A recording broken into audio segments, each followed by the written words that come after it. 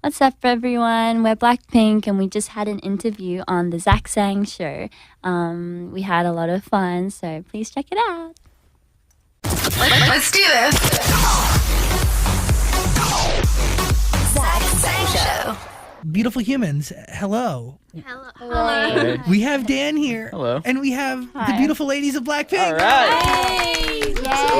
Yay! Please do not let my conversation interrupt you and your white chocolate M&Ms.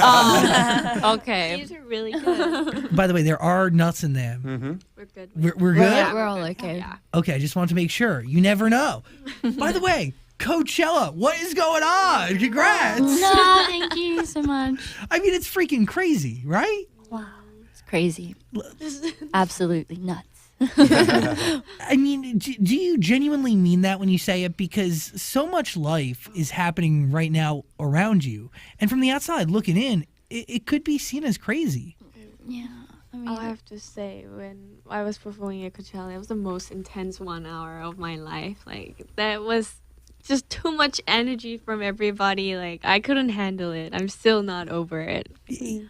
What kind of high is it when you're on stage and you look out and all you see are people? I think it's, but like, you know how people say after you go on a stage where you feel like you really interacted with the crowd, it lasts for a long time and it's really addictive. I totally experienced that this time. So after the show, we drove back to LA and we were at our hotel room, and I remember I just had to keep replaying it over in my head, like again and again. And it was like, that was like the best feeling I've ever felt in my 22 years of existence. It's really, really surreal. Like it's so like life-changing. I loved the whole experience. It's like so beautiful, and everybody is just amazing. Like everyone in the crowd. What is it like when you're up on stage? Are you focused on what's coming out of your mouth? Or are you focused on dance moves? How do you juggle all of it? Like when you're kind of nervous or when you're not like totally connected to the crowd, I feel like you have a lot going through your head. Like, what am I singing right? Or like, are these people feeling it? Like, what do I have to do more to like, interact with them more? Like, I get it. you get a lot of thoughts. But honestly, me personally at Coachella, I just really enjoyed myself. I could tell. I went up the same. Like, it was such a big stage and I had pressure. We all had pressure. And I went up thinking, like, we have to perfect this. But then as soon as I got up, I was like, screw it, I'm just going to enjoy myself and sing whatever I want. Is that because everything was kind of synced up? Everything was in line. The crowd was with you, and the energy was right. Definitely. Like, we didn't expect to have such a big crowd, and they were really singing their lungs out. Like, they were singing with us, and the whole thing is just so, like, I don't know how to But that was explain like the best part of it, was that we did not expect it. And I think best things come when it's unexpected. Like even in the morning of the show, I was in bed and I kind of, to be honest, was thinking, okay, maybe like tonight, there might not be like a full crowd, but still like I'm going to have to do my best today is what I thought until we walked out on stage. We didn't even have time to talk about it, but we were like, and then the music came on and I'm like, oh my gosh. And it took me a whole hour to really figure out that everybody that was standing there was actually looking at us. They weren't there for like a different show. They weren't like faced like a different way. They were faced towards us, and it was crazy.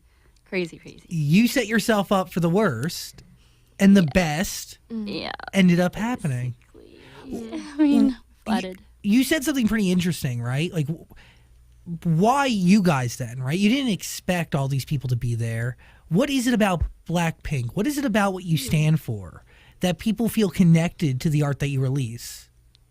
I mean, that's a question we ask. Like, I ask every day. Like, we would like to know, but we're 4 different girls that came from 4 different worlds, and to be in a group like this is odd itself, I feel like, and to perform with music that you guys have never heard, because it's a little different. I mean, is it different? I don't know. I think it's pretty different. Okay, yeah, different than what you guys are used to. So I guess people are kind of oh, that's new. You know, Yeah. they're attracted to something new. So maybe, Yeah. New is it. And I also think your production's amazing on these records, and the way you guys flow between English and Korean is so seamless. It's really beautiful. Like in one record, it's I spent all weekend really diving in. Wow. So let's dive in here. Whoa, where do I start? Back to Coachella. You made friends. You guys showed up, or Ashton Irwin from 5 Seconds of Summer. He ended up in the back of one of your Instagram videos that you posted. Really? what? Yes. Oh, we didn't even know. He was there. Video? Yeah, one of the videos. Was it when we were like jamming to Jaden? Really? I don't know. I I had no idea. We haven't heard this. The point I'm trying to make is, Okay. do we make friends at Coachella? We kind of did, yeah. Yeah, Jaden Smith and Diplo they actually waited out We near were our caravan in to between their say hi. performances, Yeah, So we got to say hi. Wow. they were like was- really, really They were so kind. sweet to us, and They were so down to earth, like way more than we would expect them to be, and they were so like happy to see us They when we're all approached us, starstruck. We're like, hi. It's freaking Diplo Yeah. and Jaden Smith. Okay, Jenny, you. There's so much here because you guys all have your own stories. You learned English by going to school in New Zealand, right? Why go back to Korea and why dive into the trainee program? And really, I'm assuming, or did you always want to do this? Like, sorry. so when I was in New Zealand, I lived by myself. Like my family was living in Korea. And you were so young. I know I was 10 when I went there. And so by the time I turned 14, 15, my mom wanted me to actually move me to the States, like I think in Florida. Yeah, she had plans to move me. Beautiful Florida. Yeah, we actually took a trip to Florida, saw the school, saw the place that I would live in, and it hit me like I don't want to live by myself in Florida, not knowing what I want to do. And I started thinking what I want to do, and it was really like I was like out of there. I was like, I want to do music. I want to like learn how to dance and stuff like that. So I told my mom, instead of going to a new school, why don't I just come home and do something that I would enjoy for the rest of my life? And she was supportive with it, and that's how it all started. Wow. Whoa. Your life really could have been totally different. And Definitely. I think it's really special that you traded in not wanting to be alone to having 3 incredible human beings around you all the time. Sisters, instant sisters. Human beings that you're comfortable enough around to like open your mouth so they can feed you M&Ms. Like it's not every day that you're that comfortable around somebody. We've lived together for already 10 years? Yeah. almost 10 Almost 10 years. years, So yeah. we're I think we're closer than like our like family. So we're basically like new sisters to each other. Do you remember the first time you met each other? definitely. Yeah. We talk Yeah. about it all the time. Like, the 4 of us. So Rosie joined us last to the group, and when she came through with her guitar and her little, Aussie girl. girl, little girl from Australia, she came along and us 4 we just clicked and we just all started funny. singing together I think from that's day the moment one. we talk about every time somebody asks about like first impressions is when I flew all the way from Australia. Like I brought a guitar and we ended up like jamming till like 5 a.m. From the first day I don't that think we met. cared about what our neighbors thought. It was an apartment that we sang till sunrise. It was funny. Well, by the way, it is crazy that you left New Zealand to go to Korea to join because did you audition?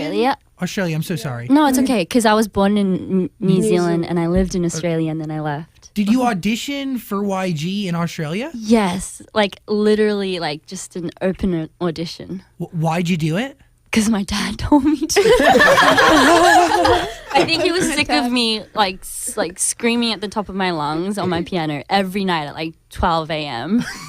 I think he was sick of me, so he just wanted to like get rid of me and just like send me to South Korea to just fulfill my dreams. somewhere else. Yeah. It's so funny. Once I grew up, they told me, they were like, Rosie, like, to be honest, it was really hard for us to like, you know, go to bed when you were like singing at the top of your lungs. I think I would sing like Beyonce's Listen when I couldn't reach the notes because I was a terrible singer, but I used to do that. And I think my dad was like, okay, I think she wants to do music. And he asked me, do you want to take an audition? And I was like, I don't even know if I was qualified. So I was like, is that even a question? Like, can I? Like, am I allowed to? Like, but it was funny because I was like, yeah, okay. And then my parents had a whole fight about it. Like, mum was worried. Yeah. But in the end, they decided to be really, really supportive of it. And I flew all the way from Melbourne to Sydney to take the audition, and I got it. And then what? So bizarre.